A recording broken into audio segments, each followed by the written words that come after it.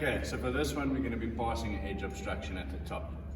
But at the same time I'm going to include fall arrest climbing and work positioning in the video because our training center is set up to do it that way. So what you need is fall arrest lanyards. Very careful with the type of fall arrest lanyard you use. These are very long ones and it's got a shock absorbing lanyard. So it will prove ineffective. In other words, it will not work even if I'm halfway up here and I fall down. The shock absorbing lanyard is going to deploy and I'm still going to hit the ground. So you need to be very careful with which ones you use on specific sites because they might prove ineffective at the end of the day. Now, when using fall arrest devices, you clip them to your chest steering, your top one, or on the back. And I need a buddy to clip it on the back. But for this, I'm going to clip it onto the front. Okay? Now, this is only one point. Even though there's two things, there's only one point connected. So when I have both clipped on, it's still only classified as one point. But when I'm actually standing, that's my second point, right? Because these ones are long, I'm going to pull down the inertia reel, which for some reason still has other stuff attached to it. Do that quick.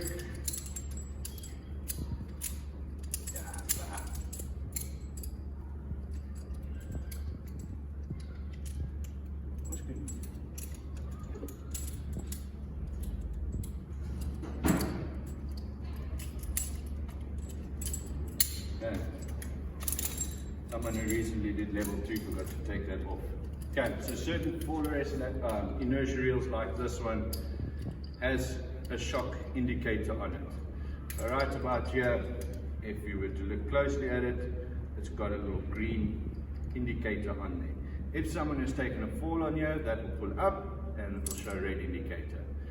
When using an inertia reel, when you put it back, don't just let it go. Let it go nice and smoothly.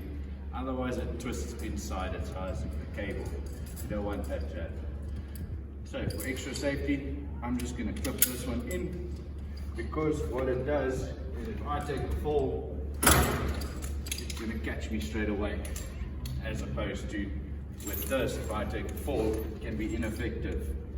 And then when I basically when I take the fall, I'll probably hit the ground. I'm not planning on falling that. Okay. So we use these scaffolds as our hands. One up, next one close. Next one close. Next one close. Now, an assessor might ask you to show you work positioning. Take the trowel, put it around the beam, and it comes back to your middle gearing. Now, the point of work positioning is so I can let go. Now this is a round bar.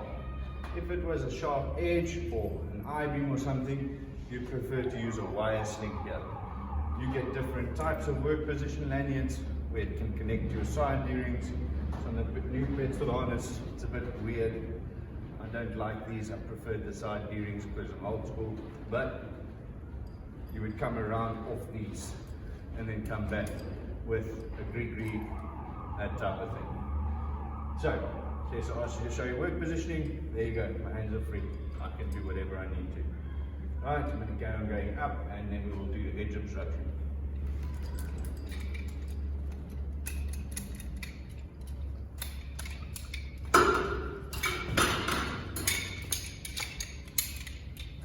So we're back up on top here now.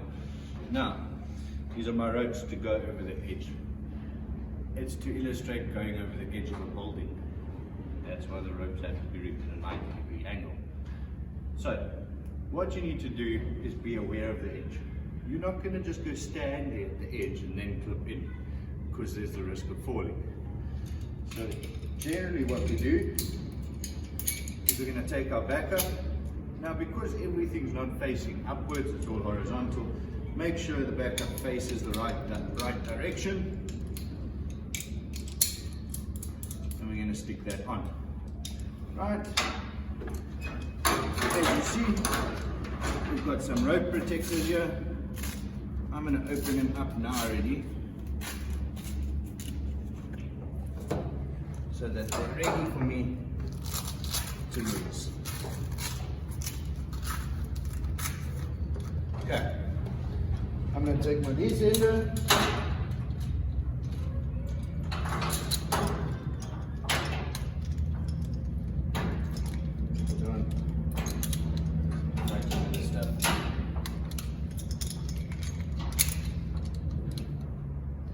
And again, guys, go and refer to the video of the use of equipment.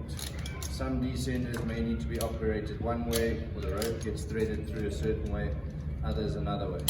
Okay, so you know the correct direction to install the descender. Now, if you're new, the reason for the foot loop is so that you can actually stand in it and go over the edge. If you've got experience, what I would do at this point is I would literally stand up.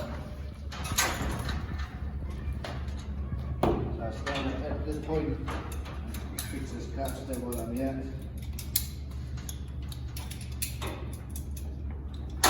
And I start bringing back here. Now, if you can see, my cast tail is facing down and it's fully extended. That's more than a 4-factor one. So you don't want to be in that position.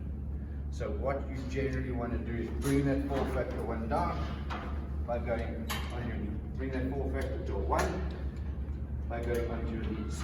Okay. But the tricky part here is to do this.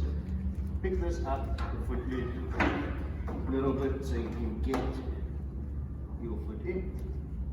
Now, it's a little bit tricky, awkward, especially for new level ones.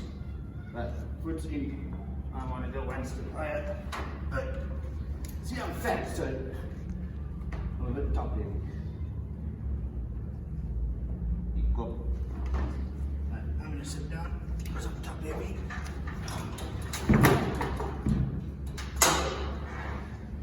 Okay. And you want to stand in your foot and rotate. But now remember,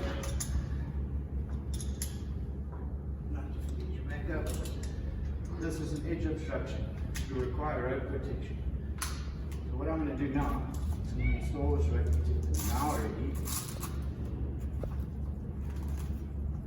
so that when I do come over the edge,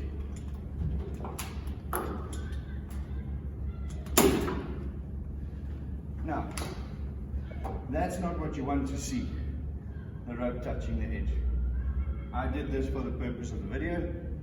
As you descend, you need to control the rope protector, like I just did. I did not do that for the purpose of the video, but did it now to show that it can be done. Okay, so I'm past the edge obstruction. I'm going to sit down, move over slightly so I can take my foot out, lift my legs up.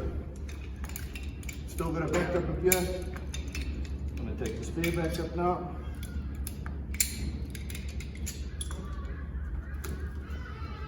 And install this one right here. And if you've noticed, rope protector's open, but I've left the rope on top of the rope protector. And then I'm not too far down, so I can still reach this one here. Take the spare back up off. Don't forget about it, guys, or you're going to get stuck and not be able to move. There's rope protector a little bit here. Descend ever so slightly. Now, that one's in.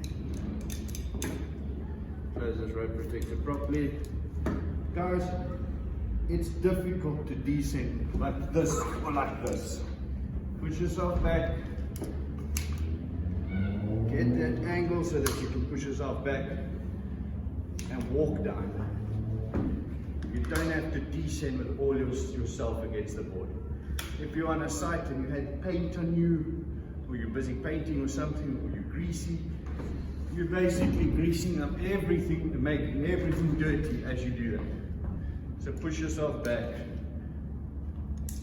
and walk down. Thanks for watching.